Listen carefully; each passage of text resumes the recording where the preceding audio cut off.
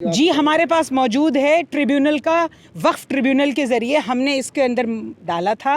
81 और 2 के अंदर हमारी ये स्वीकार हुई, जिसके तहत बलपूर्वक ये कोई कार्रवाई नहीं कर सकते जब तक के मुकदमे का वहाँ फैसला ना हो जाए, क्योंकि इसकी नौयत बदल चुकी है। जब इन्होंने हमें ये ज़मीन लीज़ की थी रिलीजियस और एग्रीकल्चरल पर्पज़ के लिए, यानी कि धार्मिक और कृषि के लिए, वही होता रहा। किबला मौजूद थे, हयात थे, उनकी ज़िंदगी में चलता रहा। अब जब यहाँ पर मस्जिद बनी, यहाँ हमारे बुज़ुर्गों की पहले की भी कब्रें थीं, अब भी जो ख़त्म हुए उनका कब्रिस्तान मौजूद है, ईदगाह मौजूद है, मस्जिद मौजूद है, मस्जिद खां खुशहाल के नाम से बिल मौजूद है 40 साल पुराना। क्या मस्जिद तोड़ी जा रही है? जी मस्जिद ही तो तोड़ी जा रही है, मस्जिद ही को तो तोड़ रहे हैं।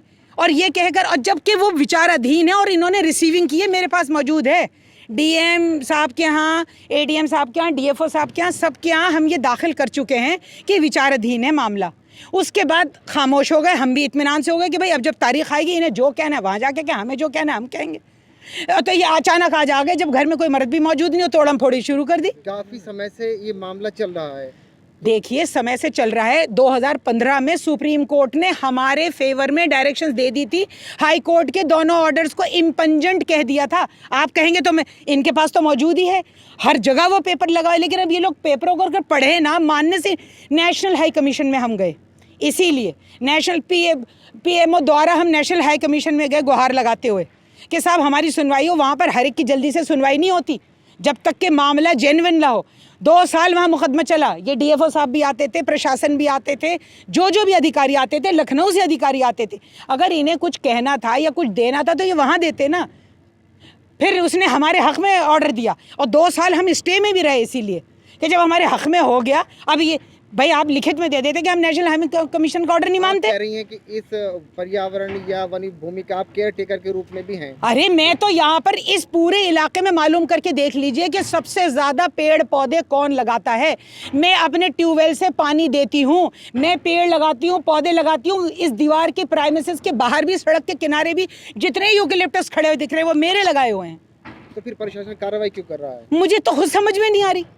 मेरे तो समझने से प्रशासन क्यों कार्रवाई कर रहा है अल्लाह ही बेहतर जाने। कोई पॉलिटिकल दबाव है, कोई मसला है, मेरी तो वो भी समझ। हम तो सूफी लोग हैं, हमारे यहाँ तो हिंदू मुसलमान सरदार सभी आते हैं। आपकी मदद को आया सूफी संत वगैरह? भाई देखिए वो बेचारे आए थे, उन्हें प्रशासन ने बाहर खदेड़ दिया, मुझे ये सुनाई दिया। आज मेरी तबीयत ख़राब थी, मैं हाई ब्लड प्रेशर की पेशेंट थी, मैं सोई हुई थी। मेरे घर के लोग जो थे वो गए हुए थे हमारे बड़े पूर्वकों के यहाँ हाज़िरी देने के लिए। ये धाम धूम की आवाज़ आई तो मेरी आँख खुली, मैं गोली खा के लेटी थी। बाहर निकल के देखूँ तो ये सब हो रहा है। भाई ये क्या हो रहा है? अब वो बच्चों को फ़ोन करो, उन्होंने कहा जी उन्होंने तो हमें बाहर निकाल दिया। अब एक बात बताइए, जो यही रहने वाले बच्चे हैं, आप लोग भी तो खड़े हुए हैं, वो छोटे छोटे से 4-5 बच्चे, 1-2 बूढ़े आदमी, अगर उन्हें आप कह देते भाई आप यहाँ बैठ जाइए। अब आप क्या करेंगे? जैसे कार्रवाई तो हो रही है। अब आप मुझे बताइए, कोर्ट में मामला पड़ा हुआ है, मैं क्या करूं? मैं अपना सर पीटूं? क्या करूं मैं? आप मुझे बताइए कि एक आज़ाद नागरिक होने के हिसाब से मुझे क्या करना चाहिए? डीएम के पास दरख्वास्त लेके मेरे आदमी वहाँ पे, अब 40 किलोमीटर दूर है, 30 किलोमीटर यहाँ से, कि डीएम साहिबा लंच कर रही हैं, वो लेके वहाँ पहुँचे हुए हैं। अब बड़े अधिकारी होते हैं, उनसे मिलना भी हमारे लिए एक मसला है। उस दिन एक हेयरिंग पे उन्होंने बुलाया था, मेरे दांत का रूट कैनाल हुआ था। फिर भी जब पता चला कि नहीं मेरे जाने, तो मैं शाम में दोबारा गई यहाँ से, तकलीफ़ में मेरा मुंह सूजा हुआ था, फिर भी मैं गई और मेरे तरफ से आदमी जा चुका था, उन्होंने सारी वो दे दी थी, एप्लीकेशन भी तमाम, उस नोटिस का हमने पूरा जवाब दे दिया था। क्या आप इस भवन को खाली करेंगे? मेरे मरने के बाद तो हो सकता है, मेरे मरने के बाद मेरी लाश यहाँ से उठ के जा सकती है, इसलिए कि या मेरे पूर्वज हैं, मेरे शौहर हैं, मेरे गुरु हैं, मेरे पीर हैं। मैं मर जाऊंगी, ये मुझे कोई खड़े हुए आए प्रशासन कहे कि जी आपको हम गोली मारेंगे, मार दे मेरी गोली, मैं मौत से नहीं डरती, मार दो मेरी गोली, कोई बात नहीं, मर जाऊंगी, यहीं दफन कर देना बस।